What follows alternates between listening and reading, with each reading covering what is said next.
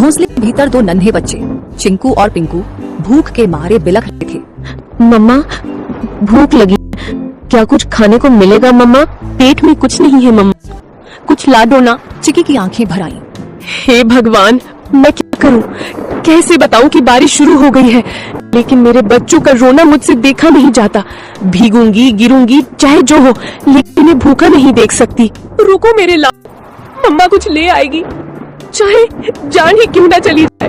परंतु एक बात याद रखना, जब तक मैं नहीं आऊं, घोंसले में से बाहर भी मत देखना और बाहर भी मत निकलना, समझ गए ना? अब इन दो बच्चों की माँ घर पर नहीं थी और बच्चे घोंसले में अकेले थे। उनके लिए पहली बारिश थी जो उन्हें किसी अजूबे से कम नहीं लग रही थी।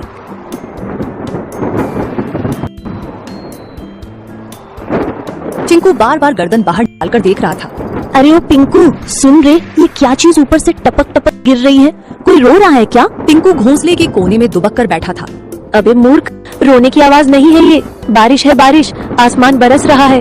पर ये आवाज कितनी डरावनी है, और पानी, इतना सारा पानी कहाँ से आता है रे?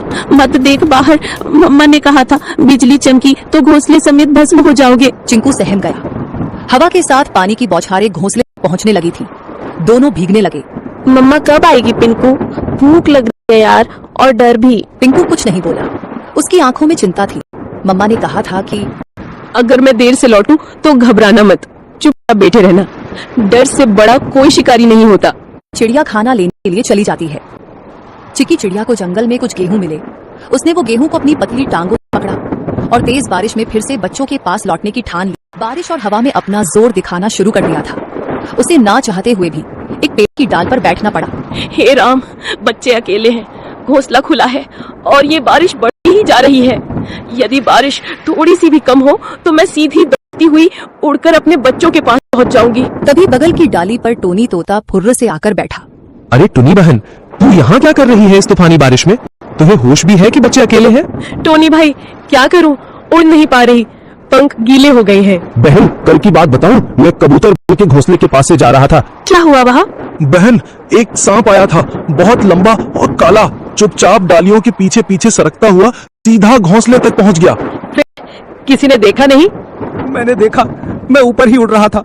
जब देखा कि सांप कबूतर के बच्चों के ऊपर झपटा, मैं चीखा जोर से, सांप सांप। सब पक्षी इकट्ठा हो गए, लेकिन तब तक बहुत देर हो चुकी थी। वो दो बच्चों को निगल गया। बहन, चिकी सन्न रह गई। टोनी का चेहरा भावुक हो उठा। और जब कबूतर बहन आई ना, वो तो जैसे पगला गई थी। अपने घोंसले के पास आई तो देखा कि एक बच्चा खून से लथपथ पड़ा और दो तो दिख ही नहीं रहे थे। वो बार बार पुकार रही थी, मेरे बच्चे, मेरे लाल, कहाँ चले गए तुम? उसके आंसू रुक ही नहीं रहे थे। अपने बच्चों के एक बच्चे को उसने पंखों में दबा लिया और फिर चुपचाप बैठ गई, जैसे दुनिया ही खत्म हो गई हो उसकी। मैं बता नहीं सकता कितना दर्द था उस माँ की आंखों में। टोनी की आंखें भर आईं। टोनी बोला, तू समझ रही है ना बहन, ये बारिश सिर्फ पानी नहीं लाती है, भूख से तड़पते शिकारी भी लाती है। जल्दी निकल, पेड़ों की आड़ लेकर, मत रुक अब। चिकी चिड़िया उड़ती है और अपने घर की ओर जाती है।